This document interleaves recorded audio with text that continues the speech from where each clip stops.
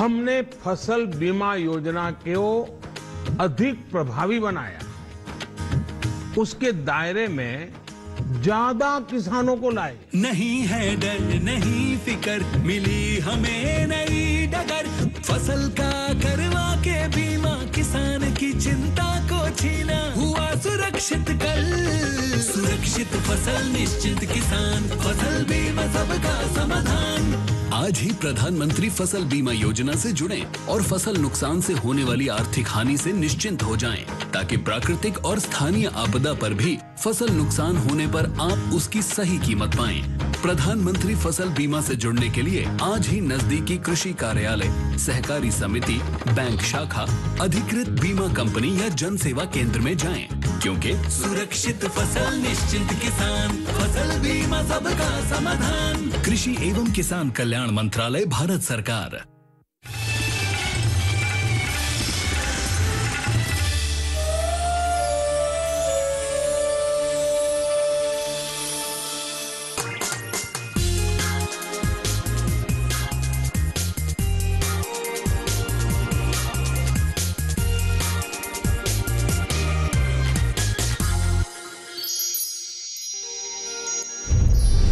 सहकारिता के 100वें अंतर्राष्ट्रीय दिवस पर राजधानी दिल्ली में भव्य कार्यक्रम। केंद्रीय गृह और सहकारिता मंत्री अमित शाह ने कहा, पैक्स के कामकाज में होंगे बड़े बदलाव। केरल के एर्नाकुलम में रखी गई सौर ऊर्जा से चलने वाले पहले डेयरी प्लांट की आधारशिला। बिजली की खपत में 90% तक आएगी कमी। और देश में तेजी से बढ़ती ड्रोन की मांग को देखते हुए मोदी सरकार ने नियमों में किए कई बदलाव। साल 2030 तक भारत बन सकता है ग्लोबल ड्रोन हब। नमस्कार, मैं हूं चेतना त्यागी। हमेशा की तरह आज एक बार फिर हाजिर हूं आपका पसंदीदा शो मंडी.com लेकर। मंडी.com में भारतीय किसानों के लिए जरूरी खबरों के साथ खेती की सिकंदर में शानदार प्रेरक कहानी के अलावा बीते हफ्ते जरूरी सामानों के भाव भी हम आपको बताएंगे और साथ ही होगी किसानों के काम की NCDX पाठशाला। सबसे पहले देख लेते हैं कि बीते सप्ताह जरूरी कमोडिटीज के क्या भाव रहे हैं।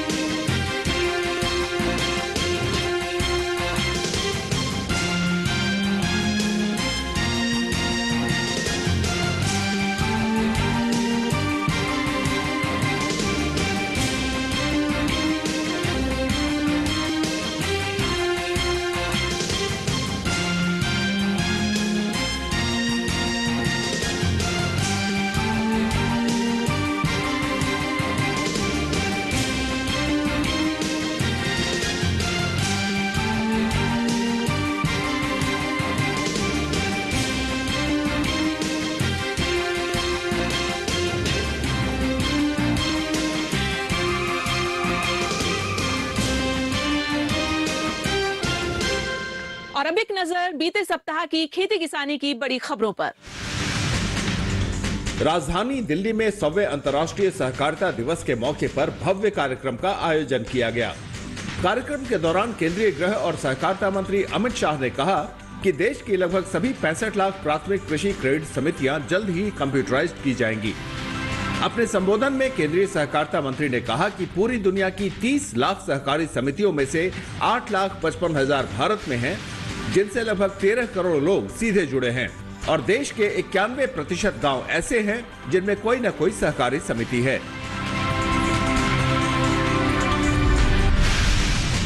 केंद्रीय कृषि एवं किसान कल्याण मंत्री नरेंद्र सिंह तोमर ने कहा है कि एग्रीकल्चर इंफ्रास्ट्रक्चर फंड स्कीम में अब तक लगभग 13,000 प्रोजेक्ट्स के लिए करीब 9,500 करोड़ रुपए की मंजूरी दे दी गई है। 1 लाख करोड़ रुपए के एग्री इंफ्रास्ट्रक्चर फंड के तहत किसानों और अन्य कृषि संबंधी कार्यों के लिए बैंकों और वित्तीय संस्थानों द्वारा ऋण प्रदान किया जाता है, जिससे कृषि बाजारों को नई दिशा मिलेगी और किसानों को अपना अनाज सुरक्षित रखने के लिए भंडारण गृह बनाने के लिए भी कर्ज दिया जाएगा। केंद्रीय मत्स्य पालन, पशुपालन और डेयरी राज्य मंत्री डॉक्टर एल मुरुगन ने 5 जुलाई को एर्नाकुलम स्थित मिल्मा डेयरी संयंत्र में सौर ऊर्जा परियोजना की नींव रखी। इस दौरान उन्होंने कहा कि यह पूरी तरह सौर ऊर्जा से संचालित देश का पहला डेयरी संयंत्र होगा। मुरुगन ने कहा कि डेयरी क्षेत्र में हर 1 लाख मवेशी के लिए एक मोबाइल पशु चिकित्सा इकाई आवंटित की जाएगी। इसके साथ ही केंद्र सरकार डेयरी विकास को लेकर कई परियोजनाएं भी लागू कर रही है। केंद्र सरकार की ओर से खेती में ड्रोन के इस्तेमाल को बढ़ावा देने पर जोर दिया जा रहा है, जिसका लक्ष्य है भारतीय कृषि को हाईटेक बनाना। यही वजह है कि भारत सरकार द्वारा ड्रोन को कृषि यंत्रों में शामिल किया गया है। इसके लिए सरकार की ओर से किसानों को ड्रोन की खरीद पर सब्सिडी दी जा रही है। केंद्र सरकार की इस योजना के तहत छोटे और सीमांत किसानों सहित राज्य की महिला किसानों को 50% सब्सिडी का लाभ दिया जा रहा है। भारत सरकार ने सीमा शुल्क मुक्त कपास आयात की अंतिम तिथि बढ़ाकर 31 अक्टूबर कर दी है। पहले अंतिम तिथि 30 सितंबर रखी गई थी। मानसूनी बारिश में देरी के कारण कुछ इलाकों में इस फसल की बुआई में देरी हुई है, जिसे देखते हुए सरकार ने ये फैसला किया है। दरअसल वित्त मंत्रालय ने 14 अप्रैल को घरेलू बाजार में कपास की कीमतों को नियंत्रित करने के लिए कपास के आयात पर 30 सितंबर 2022 तक आयात शुल्क और कृषि अवसंरचना विकास उपकर की छूट दी थी। देश में इस बार खरीफ फसलों की बुआई काफी प्रभावित हुई है। बेहतर मानसून के पूर्वानुमान के बावजूद जून के महीने में अच्छी बारिश नहीं हुई। कम बारिश के कारण दलहन, तिलहन और धान की खेती का क्षेत्रफल घटा है, पर गन्ने की खेती का रकबा बढ़ा है।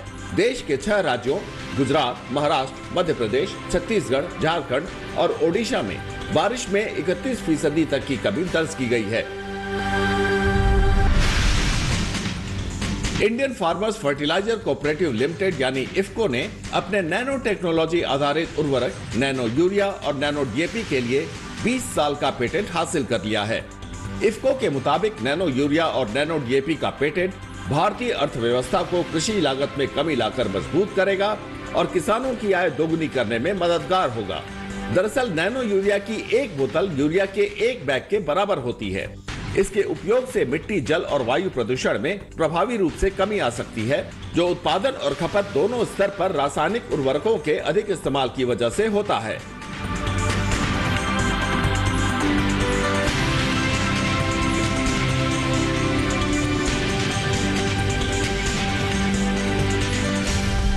फिलहाल वक्त हो गया यहाँ पर एक छोटे से ब्रेक का। ब्रेक के बाद खेती के सिकंदर में आज दिखाएंगे कि देश में किसानों को आर्थिक तौर पर सशक्त करने वाले एफपीओ स्वयं को मजबूत बनाने में कर रहे हैं किन चुनौतियों का सामना।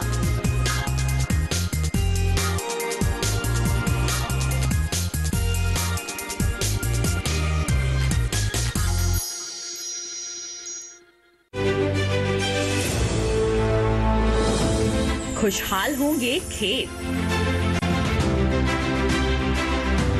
पशु भी रहेंगे स्वस्थ, सरकारी स्कीम का होगा लाभ, जब एक्सपर्ट्स का मिलेगा साथ, किसानों के सवाल, विशेषज्ञों के जवाब, अब सिर्फ एक फोन कॉल पर। देखिए अपना खास प्रोग्राम। हमारे टोल फ्री नंबर हैं 1800-113060, 1800-113061। हेलो किसान, सोमवार से शुक्रवार शाम 6 बजे सिर्फ दूरदर्शन किसान पर। जानेंगे क्या है किसानों का हाल, हम पहुंचेंगे आपके गांव, मिलेगा सरकारी योजनाओं का ज्ञान, जब लगेगी चौपाल। देखिए चौपाल चर्चा सोमवार से शुक्रवार सुबह 9 बजे सिर्फ दूरदर्शन किसान पर।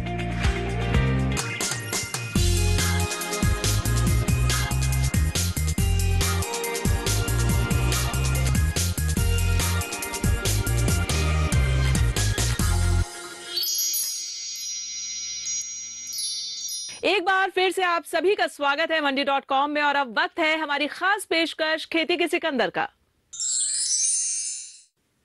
देश में किसानों को आर्थिक तौर पर सशक्त करने की दिशा में एफपीओ मॉडल अहम भूमिका निभा रहा है।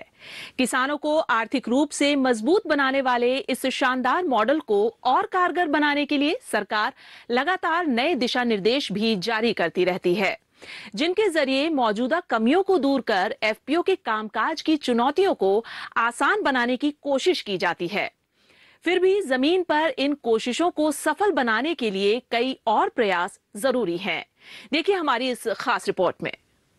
किसान उत्पादक संगठन यानी एफपीओ आजकल सबकी आंखों का तारा बने हुए हैं। क्या प्रशासन, क्या सरकार, क्या कृषि विशेषज्ञ और क्या शोध संस्थाएं, लगभग सबका एक मत से यह मानना है कि यही वो मॉडल है जो देश के करोड़ों छोटे और सीमांत किसानों की किस्मत बदल सकता है। सच पूछिए तो बदल भी रहा है, लेकिन सवाल यह है कि कोई भी एफपीओ कब तक और किस हद तक किसानों की किस्मत बदल पाएगा अगर वो खुद मजबूत नहीं होगा। इस तरह के कई सवाल एफपीओज उठा रहे हैं, जिन्हें समझने की ज़रूरत है और जिन पर गौर करने की ज़रूरत है।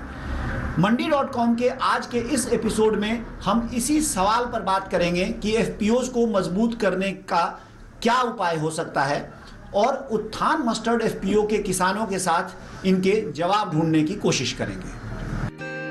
उत्थान मस्टर्ड प्रोड्यूसर्स कंपनी राजस्थान के भरतपुर जिले में सक्रिय उन कुछ एफपीओ में से एक है जिसने बहुत कम समय में अपने सदस्य किसानों के लिए उम्मीद की नई किरण पैदा की है। इसका गठन 2016 में हुआ। इससे पहले किसान ना ढंग से खेती कर पाते थे, ना ही उन्हें सरसों का उचित दाम मिल पाता था। लेकिन अब किसान एफपीओ से जुड़कर खेतों में अच्छी पैदावार कर रहे हैं। एफपीओ की सफलता का नतीजा यह हुआ कि किसान बड़ी संख्या में इससे जुड़े हैं और जुड़ते जा रहे हैं। हमारा ये एफपीओ 2016 में स्थापित हुआ था और इसमें हमारे करीब 800 मेंबर हैं, सक्रिय मेंबर हैं, उनकी शेयर राशि है और ज़्यादातर हमारे किसान सरसों की फसल उत्पादन करते हैं और सरसों का 95% सरसों उत्पादक ही किसान है। उनका ही हमारा ये संघ है और उनके लिए हम बीज, खाद ये उपलब्ध कराते हैं उचित रेट पर और अच्छी क्वालिटी का बीज, किसानों की एक्सपोजर विजिट भी कराते हैं। उनको जहाँ कहीं बाहर जाना हो तो उसका भी हमारा एफपीओ के थ्रू होता है। भरतपुर के उत्थान मस्टर्ड प्रोड्यूसर कंपनी के सदस्य मानते हैं कि एफपीओ की बदौलत किसानों की दशा और दिशा दोनों बदल रही है। अपने छोटे किसानों की मदद के लिए फार्मर्स कंपनी ने कस्टम हायरिंग सेंटर भी शुरू किया है, जिससे उन्हें बाजार दर से कम खर्च में जरूरी मशीनों की आपूर्ति की जाती है। इसी महीने से यहाँ कस्टम हायरिंग आई हुई है, जिसमें ट्रैक्टर है जुताई के लिए, कल्टीवेटर है और वो है रूटावेटर है और वो लेवलर है खेती को एकसार करने के लिए। तो क्या है कि हमारे यहाँ लोकलिटी में जो रेट हैं उनसे हमें सस्ती 250 चलती है हमारे यहाँ लोकल रेट। तो हम यहाँ अपने सदस्यों के लिए, छोटे छोटे किसानों के लिए डीजल का वो रेट देख के और जो अपना वो है ड्राइवर है उसका सबका वो निकाल के हम कम से कम में रेट में इसकी जुताई बुवाई करवाते हैं, जिससे हमारे छोटे छोटे किसानों को लाभ मिल सके। उत्थान मस्टर्ड प्रोड्यूसर कंपनी अपने तमाम सदस्य किसानों को शुरू से अंत तक सहयोग और सेवाएं उपलब्ध कराती है। कंपनी से जुड़े किसानों का कहना है कि जब से यहाँ एफपीओ का गठन हुआ है, तब से सीमांत और छोटे किसानों को खाद और बीज जैसी चीजों की कमी का सामना नहीं करना पड़ा। हमारे यहाँ इनपुट में एक तो फर्टिलाइजर, सीड और पेस्टिसाइड तीनों चीज़ों का हम देते हैं, उनका लाइसेंस हम लिए हुए हैं किसानों को। और विशेषकर फर्टिलाइजर में फॉस्फेटक खाद है, जिसमें डीएपी और एसएसपी सिंगल सुपर फास्फेट, और नाइट्रोजन के लिए यूरिया वगैरह हम देते हैं। उसमें आजकल नैनो यूरिया का भी चलन बढ़ने लगा है, वो भी है। सीड में जो भी अच्छी क्वालिटी के सीड आते हैं, मस्टर्ड के हैं, व्हीट के हैं, अवेलेबल कराते हैं। और भी एक अच्छी बात और है कि व्हीट के तो हम व्हीट और मस्टर्ड के हमारे एग्रीकल्चर डिपार्टमेंट की ओर से भी हमें किसानों के लिए अनुदानित बीज मिलता है। करीब जो कि बीज का 40 किलो गेहूं का बीज करीब 1200 से 1400 रुपये में मिलता है अच्छी वैरायटी का। हमें यहाँ से वो 680 और 700 रुपये में किसानों को अवेलेबल कराते हैं। ये फायदा हमारा एफपीओ के माध्यम से होता है। इस बार तो 20 क्विंटल बीज 2-2 किलो की पैकेज में एक वैरायटी है गिरिराज वैरायटी करके हमारे यहाँ की रिसर्च सेंटर की, वो भी हमने मुफ्त में हमने छोटे किसानों को, SC/ST किसानों को उपलब्ध करवाई इस बार।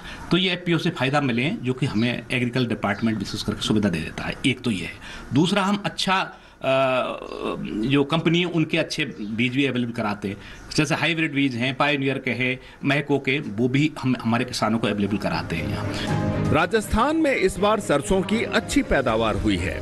रिपोर्ट के मुताबिक प्रदेश में अकेले भरतपुर में लगभग 9 लाख हेक्टेयर कृषि भूमि पर सरसों की फसल हुई है।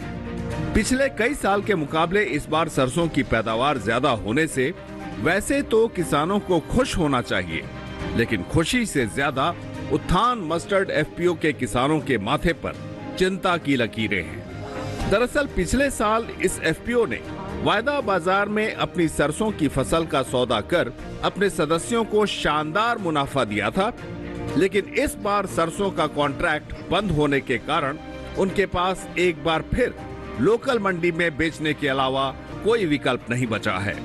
जाहिर है किसान अच्छी कीमत न मिलने की चिंता से परेशान है। हमने ये कमोडिटी खरीद का काम गत वर्ष से किया और गत वर्ष हमने NCDX को दिया था और उस लिहाज से हमने किसानों को भी अपना फायदा दिया, पर दुर्भाग्य से सेबी ने NCDX पर ब्रेक लगा दी है। तो अब हमने करीब 400 क्विंटल कुछ एबोव करके स्टोर किया हुआ है मस्टर्ड को, जो बेका नहीं है, उसे हम रोक के बैठे हैं, भाव का इंतजार कर रहे हैं। भाव गिर गया है। ये NCDX की रोक की वजह से हमें बड़ा नुकसान नजर आ रहा है। अगर ये घाटा जाता है तो FPO कहाँ टिकेगा? हम NCDX जैसी एजेंसी के दम पर ही टिके हुए थे।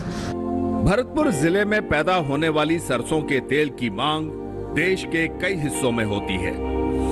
सरसों की खेती और तेल उत्पादन से जुड़े लोगों का कहना है कि अकेले भरतपुर जिले में करीब 100 ऑयल मिल संचालित हैं। लेकिन किसानों के लिए सरसों बेचने के लिए मंडी के अलावा कोई व्यावहारिक विकल्प नहीं होता।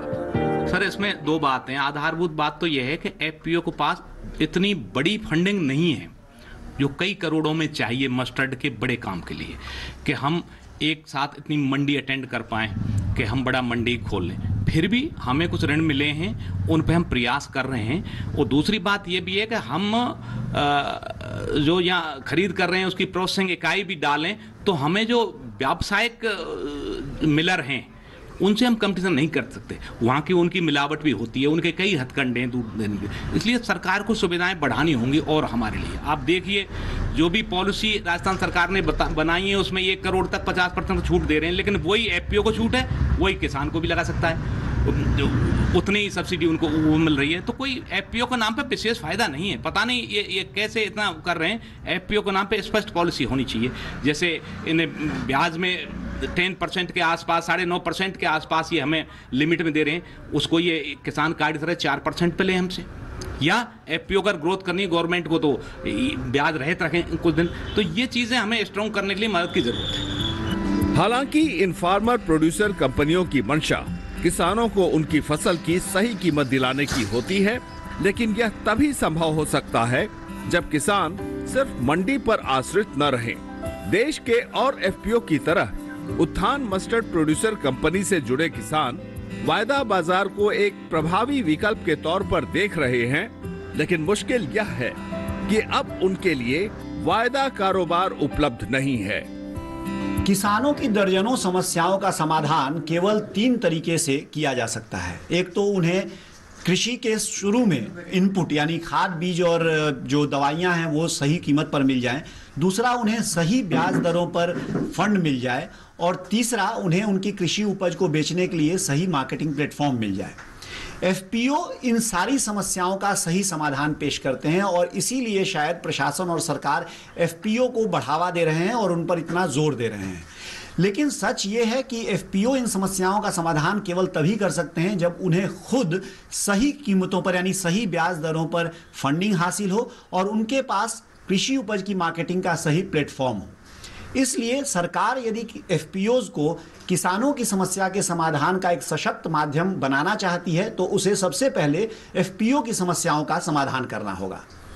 राजस्थान के भरतपुर में कुम्हेर ब्लॉक से मंडी.com के लिए अनिल वत्स के साथ भुवन भास्कर। यहाँ वक्त हो गया एक और छोटे से ब्रेक का। ब्रेक के बाद NCDX पाठशाला में किसानों के काम की बात।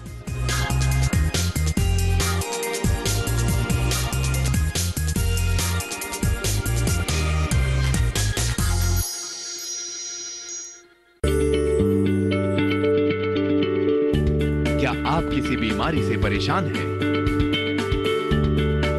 चाहते हैं डॉक्टर की सलाह? तो हम हैं आपके साथ। बताएंगे आपको जीने की राह। समस्याएं आपकी, समाधान देश के मशहूर विशेषज्ञों के। घर बैठे बात करें देश के जाने माने डॉक्टरों से। हमारे लाइव प्रोग्राम स्वस्थ किसान में हर शनिवार शाम 6 बजे से 7 बजे तक। खेती की उन्नत तकनीकें हो या हो बात पैदावार की, पशुपालन में आ रही हो कोई परेशानी या बात हो पशुओं के स्वास्थ्य की, हम बताएंगे हर पहलू की सटीक जानकारी। साथ ही मिलवाएंगे कामयाबी के महारथियों से आपके अपने कार्यक्रम गांव किसान में, सोमवार से शुक्रवार शाम 4 बजे।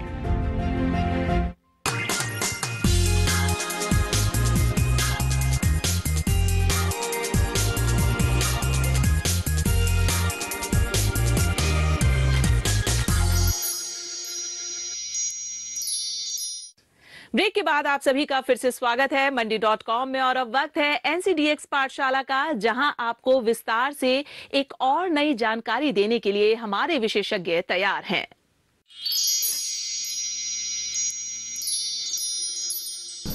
NCDX पाठशाला में आपका स्वागत है। अभी हम एक बहुत इंटरेस्टिंग प्रश्न का बारे में सोचेंगे। काफ़ी लोगों के लिए फ्यूचर्स मार्केट और फॉरवर्ड मार्केट के बीच का जो भेद है वो तय करना थोड़ा कंफ्यूजिंग हो जाता है। कभी कभी इसमें थोड़ी हल्की सी गलत फहमियाँ हो जाती है। जैसे हमारे यहाँ जो रेगुलेटर्स है फॉरवर्ड मार्केट कमीशन, तो कुछ लोग मुझे ये भी पूछते हैं कि भाई इसका नाम फ्यूचर्स मार्केट कमीशन क्यों नहीं है, फॉरवर्ड मार्केट कमीशन क्यों है।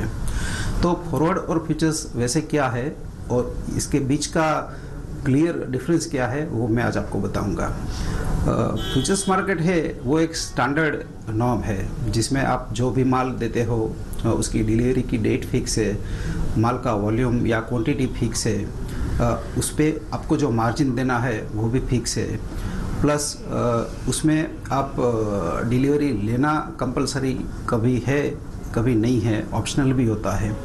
जबकि फॉरवर्ड मार्केट में क्या होता है कि डिलीवरी की कोई डेट प्री डिटरमाइन हर लोगों के लिए फिक्स नहीं हो सकती, बायर सेलर के बीच फिक्स हो जाती है, बट वो निश्चित रूप से 1 तारीख ही होगी या 20 तारीख ही होगी ऐसा नहीं है।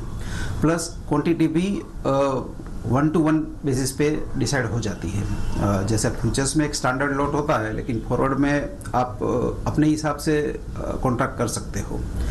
जैसे सोयाबीन की बात करें तो फ्यूचर्स में स्टैंडर्ड कॉन्ट्रैक्ट 10 टन का है, लेकिन फॉरवर्ड मार्केट में अगर आपको काम करना है तो आप 3 टन सोयाबीन भी 7 तारीख को डिलीवरी, इस तरह भी आप काम कर सकते हो।